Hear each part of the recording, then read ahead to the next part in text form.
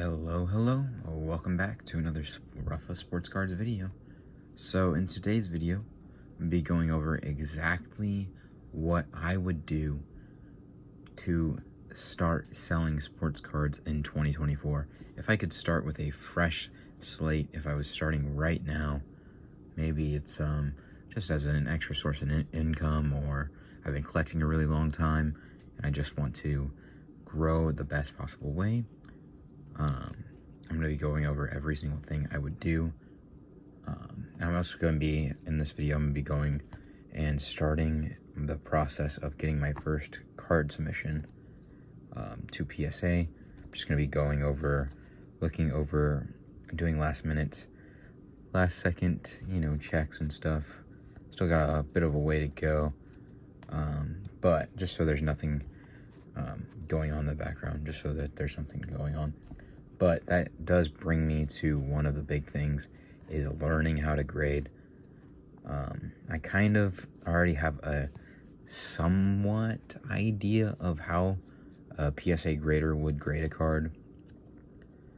But the main thing is that if you get better and better at grading, you can see some serious returns. This one's a case hit, Joe Burrow, Luminosity. I got this for $1. So I'm into it less than $1. Even if I get a 9, I'm going to be happy on this card. But you can see some huge upside. There's just this error right here. There's this flaw. Can't even see it really on the camera until you get to a certain angle. But even if this card gets a 9, there's some flaw down here too, actually. But even this card gets a 9, I'm probably going to be fine on it, I would guess. Yeah, there is a flaw down here. So, it's probably not the best candidate to grade. I would guess this one gets like an 8 or a 9. But so yeah, once you learn how to grade, the entire thing is like this card, you add a lot of extra value once you know how to grade. I got this card for $1 in a dollar bin. It's a case hit Joe Burrow. You get that graded. If it does have a 10 potential, this one I think will get a 9. I think the low is the 8. So I'm going to take notes and all that, and we're going to have a really cool video in the future all about this submission I'm doing. But yeah, you can add some really great value. So one of the things I would do is learn how to grade very early on. It can be a huge benefactor to your journey of selling sports cards. So the first thing I would do is starting on eBay. So eBay, you want pretty much, what I've found is, when starting on eBay especially, you want to be at the $3 to $10 value of cards. It's really, really important that you price below comps and you find cards that sell. So let's just say, just giving examples, this is, I don't think this is the price of this card or anything, but let's say you find a Dalton Kincaid Prism Rookie card, and you know this card sells fairly often for $4 to $5. I would price this card at, if it sold for $4 to $5, what I would do is I would try to buy this card as low as possible, hopefully $1 or under, and then you list it at $3.50, and if a $3.25 offer comes through, or a $3 offer comes through, you take it. Typically, here's the thing, when you're starting out, you're building your eBay, you're posting consistently on your eBays. That's the big thing, is posting consistently on your eBay. Do not worry about the smallest return. Rather churn and burn, especially in the beginning, and even long term. But if you're in the profit, you want to move that card. You want to build and continue your inventory, because then you could buy 2 more cards that you bought at, let's just say, 25 cents. And now you can make a profit of $1.50, right? Let's just say that's the numbers, right? Not gonna turn out that way on these particular cards, but it adds up a lot. Let's say you made $2 profit on this, and then you go out and buy, let's say you bought 2 more of this card, and then you buy 4 of these like cards. Now you're growing. It's an exponential growth once you do it the right way, especially since you're on eBay. You're taking the time to list it. You're not going to accept an offer that you're losing on. There's no point for you to. If you know you're priced well, you're priced to sell, there's no point in taking a loss. Do not accept offers if you're going to take a loss. So I would also move up to the $5 to $20 cards. So after you've learned the $3 to $10 cards in the value bins, or if you even from your own collection, I would move on and try to get to the $5 to $20 value range before you go even higher and all that. It's pretty much a numbers game, and plain white envelope with tracking is going to be your best friend. It's going to be the thing that actually takes your business to the next level, is this plain white envelope with tracking service. It's going to be a game changer. You're going to go so much faster than people who don't have it at their disposal or in their toolkit.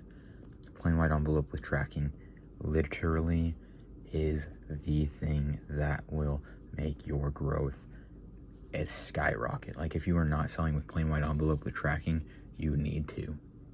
eBay standard envelope, especially on Whatnot, you will see so much growth so much faster right now. It is the way to grow a Whatnot stream right now, is their first class mail letter program. I'll get into Whatnot later on. Online deals is really where I would focus in the beginning when you're learning to buy cards. One, you can, if someone comes to you, let's say, I literally like Ryan's Discord server for online deals, because people will just constantly post deals on there. They'll say what the comps are. Some instances, they'll say what the comps are, and then they'll say what they want for it. Once you know what you want to buy at, usually for me, when I'm buying low-end stuff, especially when I was first starting, what I'd want to do is, if a lot comp to, if it was a $3 to $10 card lot, right? Not talking like $1 or $2, or, you know, especially on the lower end of $3 to $1. You really don't want to do this percentage thing I'm talking about, but where I felt really comfortable and, you know, made a good little thing is, you want to buy liquid cards at, so you get the number of comps, right, for a card. Let's just say it ends up being, you have $3 to $10 cards, right, and you get like 20 of them. Now let's say the total comes out to be $50 on comps. I take that $50, I'll just do a little quick math here, $50 times 0.2, and that comes up with, or technically I'd times it by 0.8, sorry, times it by 0.8, that would be $40, and I times that again by 0.8, and that would be my suggestion to buy at, would be 40 times 0.8, or 50 times 0.8, and then 40 times 0.8, which would be 10% of it, so $32. So a lot that, let's say let's say that you're looking at these 5 cards up here. They're all $3 to $10, preferably $10 and higher is where I would. So let's just say let's just, for simplicity's sake, each one of these are $10. They're not, but the comps total out to $50. I'm gonna usually on average make 80 cents, or 80%, sorry, 80 cents per dollar is the whole equation there, and I'll pay 80% of what I'm making, just because this is inventory I know will move quickly if I price it low. Actually, I won't even do comps. I won't even list at comps. So I'm gonna be, you know, until you you grow to a certain extent, right? Once you get like maybe like 200 cards, you've been posting, 5-10 cards a day, you're selling through inventory, is when I would start posting at or right next to comps. I would personally, go as long as you can, posting underneath and cards that sell really quickly and just burning inventory that way. You could even just do it for the rest of your eBay career and you will grow super quick, especially if you figure out your numbers here. Don't use these exact numbers, figure out your numbers that you feel comfortable with. But these are my numbers I felt comfortable with when I was starting, especially. And I'll be doing buys with numbers at these numbers, more than likely, probably paying 80% and then 80% of what I would make, whether that be for repack buyers, certain things. So let me do the math real quick. It would be, so 10%, it ends up being like about 67% off the top of my head, 66%, something like that. But this would be my entire thing, is buying at this percentage is 80% and then 80% again. So whatever the 80% is, you have a little bit of room for, so what this number does is the 80% is, it will factor in your losses, your offers, it'll factor in supplies, just a minimal amount of extra cost it'll cost you, potentially shipping. It'll minimize, or it'll pretty much factor in at least a decent portion of it, and then the extra 80% will factor in the rest of it and be a little bit of your profit too. Usually I'm wanting to buy at 10 to 15% profit, at least, at the minimum. So, but online deals, you can comp each card. You can learn what cards are underrated, what cards might sell for more. You can take that time to figure out that a prism variation looks like this in this year, and you just figure out and you learn more things than you would have if you were not doing that. You're not having that, you don't have all day to even, do research. Like, maybe you'll find out that that's a case hit. Maybe you'll find out that's the prism black, silver. So, certain things you'll find out, purple cracked ice. Those are numbered prisms, right? Certain things you'll find out just by doing research. But so the second thing I would do is for low end, super low end sports cards, I would start selling on buysportscards.com. It's great for the super low end stuff. So even like stuff like this could be considered super low end stuff. Amazing for stuff like this. Really quick to upload, really fast to upload. I actually have an entire business model, just an idea of how I would grow the fastest way I would grow a sports card selling business is with Buy Sports Cards. It's really, I'm shocked no one's done it, and I'm pretty sure I might try to do it potentially. We'll see. We will see what happens there. But my whole thing is that practically you pay one penny for cards, like random cards. Let's just say there's these, like if you can pay a penny for a Devin Duvernay Orange Laser, you can list this card for, the lowest you can list it for is 25 cents. So you go and do that, you get, a nice inventory built up, and then you start selling on there really quickly. You want to always be the lowest listed on Buy Sports Cards if you are listing, just in my own opinion. And you want to churn and burn inventory. It's great once you build a large amount of inventory on that website, that platform. You'll see more and more sales roll through, and it's a cheap way to build something. So let's say you pay 1 penny per card like this, and you get, let's just say, 1,000 of them, right? You're paying 1 penny per card at a, you know, 1,000, that's $10. So you get $10, right? I'm doing the math right. $10 for 1,000 of these cards, right? Let's just say that's just your, you know, the going rate. But there's even like cards like this, like Pluto, Genie, Oswald the Rabbit, right? Let's just say you're able to get these at like, you know, I don't know, like 5 cents or something like that, right? You're able to list these for, you know, a minimum of 25 cents. It adds up big time. Obviously, you're not making that full amount because of supplies and, you know, fee, or technically there is no fees on Buy Sports Cards, but shipping is the main thing. The credit card processing fee also, which isn't really a fee, it's just a credit card processing payment.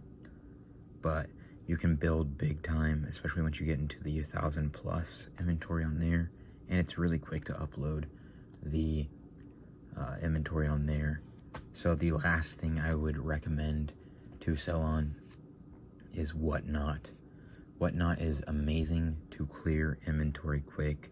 So I'm able to go to card shows. I'm able to slowly add inventory like this, like you see in the background, like you see this card right here, to my stockpile of cards, and then I can then decide which ones I want to grade and which ones I don't want to grade, which ones are ones I want to keep, which ones, you know, might be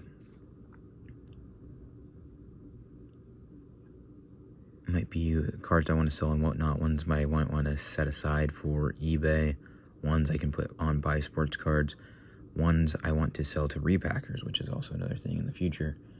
But it's great to move inventory quick, great to liquidate, is what they call that. It's great to build something long-term on Whatnot.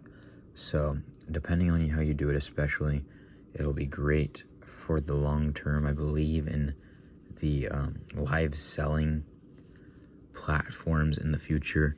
They're going to have an amazing rise in the next years. It's something that all people should try to add to their repertoire, especially for selling sports cards. It's great for entertainment. Entertainment live sales are amazing, and especially when you know how to entertain people, you can absolutely see a great return in the long term. You might lose out in the beginning and all that, but man, can you see the benefits also in the future? So it's great. It's great because it's super quick. You can run rapid fire auctions, and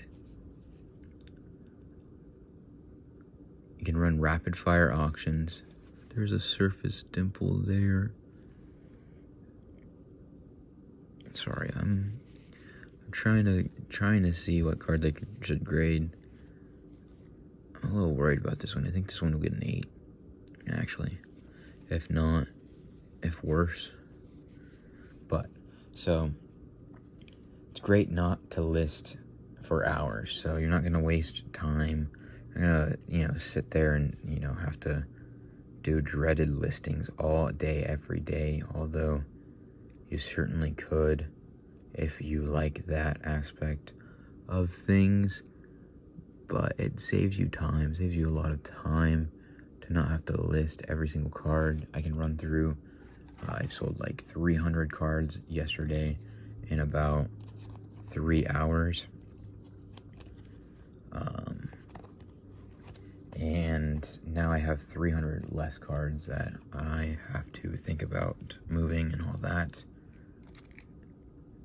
But it's hard to do. So, and the entertainment is the key there. It's people are paying for the entertainment. They're, sometimes they're paying for the value. Sometimes, cards might go for a steal, so they're paying for the value that people didn't realize was in that card, right? That's the name of the game on Whatnot. But if you're an entertainer, you're just naturally entertaining as it is, then man, can you enjoy and see some nice benefits from selling on Whatnot. So that's my trifecta, the ultimate trifecta of how I would sell sports cards. I would focus on eBay. I would slowly implement buy sports cards, and over time I would learn and, you know, consider putting things away for Whatnot slowly and slowly. Learn how to source for Whatnot. It's a completely different game than sourcing for, say, eBay or, you know, buy sports cards or ComC. Completely different name of the game. And then I would also, while you're sourcing for eBay, while you're sourcing for Whatnot, I would look to grade some cards. And this last one is any card worth $20 or more, I would try to sell to repackers, or I would try to sell to resellers like me, who will buy your cards for you, or buy your cards from you, so you get to focus on other aspects of your life, whether that be to focus on reselling other cards, or whether that be just enjoying family, enjoying your, you know, a honeymoon, enjoying a vacation, certain aspects where, man, you can see some extra joy in your life, where you're not having to deal with the returns on eBay, where you're not having to deal with, you know, eBay authentication and then losing that in the mail. We're not having to worry about, you know, international shipping and all that too, right? Not having to worry about having literally, you know, hundreds of card savers, all brand new, having to source card savers each and every time you run out, not having to have sleeves, not even top loaders, not even to have team bags, and then graded card sleeves for more cards, and then, you know, it just gets crazy. Like, what else do oh, you need bubble mailers, you need envelopes, you need labels, you need a thermal printer, you need a laptop, you need a, you know what I mean? Like, there's a lot that goes into it. Some of it you might already have before, but at the same time, selling the $20 to $1,000 cards is the easiest it's ever been right now. So, like, if you are able to, let's just say, buy eBay cards, right, is what I would do. Is I would buy a whole bunch of eBay cards, pull out a whole bunch of dollar bins, stuff I know I can sell and get at a price that's lower. But I would pick out maybe one or two cards that are $20 and up. Let's just say this Prism Black Silver Prism Jalen Hurts is, I don't know what it is off the top of my head right now, but let's just say it's $30 to $40. Let's just say 30. Make it easy. Or let's just say 40, because it makes it really way easier. Someone like me might offer you, let's just say I offer 75%. Well, 75% of $40 is going to be $30. So you could get cashed out 75% of 40, 1/4 is less, 1/4 less than the value, but 3/4 of the value. So that would be $30. You can get cashed out really quickly. You won't have to list, you won't have to do that, you won't have to do that, and pretty much still come away with dang near close the same amount of money you would have had elsewhere and elsewise. Especially, you know, technically you have to pay $5 in shipping, and then, you know, bubble mail or two in cost, and the label cost, and, you know, all that, but the entire point is, you do that. Let's just say all of these are $40 cards. I offer you 75% of the value, right? It's let's just say 30, 60, 90, 120, 150, 150 for the $5, for the 5 cards there. Let's say you bought them at, I don't know how this is, but would be possible right now. You just have to know people, figure out the right situations to buy them at. But let's just say you got them out at $20 per 1, 2, 3, 4, 5. That's $100, right? You pay $5 for shipping. You pay, you know, maybe like, depending on how you source your bubble mailers, you pay, let's just say, costs you $100 you bought it for. I offer you $150, right? Just a hypothetical situation. I offer you $150 for the 5 cards. You accept it. Costs you $10 all in. You would net yourself let's just say $135, right? Gives you a little more money to work with. You just made $35, 35% of your original investment, all because you went and you've realized it's a lot easier to sell to someone that knows they can, it's a lot easier to sell direct than it is to sell and make a new comp, to try to get that extra $10 sale to then make, let's just say 80% of what you sold the item. So yeah, the entire point I'm trying to get is speed is key. Fast nickel over slow dime. Fast nickel over slow dime will always trump any other method. If you're sitting on this Jalen Hurts thinking you can get $50 for it, right? Just to try to make an extra $10, when someone could have bought all these, let's just say you got all those ones for $100, right? You made $35 profit selling to me, $150 offer, right? And then you cash out. You made $35 profit. Now you go and you're able to buy, let's just say, because now you're buying 2 more cards at $20, so you get a $5 discount, right? Now you have 7 cards, and now I offer you $210. Now you repeat that, you get like what? Let's just say you get $175, right? Instead of $35, you just add $5 profit, and you get $175 to you. That's another $40. Now you could go there. Now let's just say, because now you're buying more money, you're getting more principal.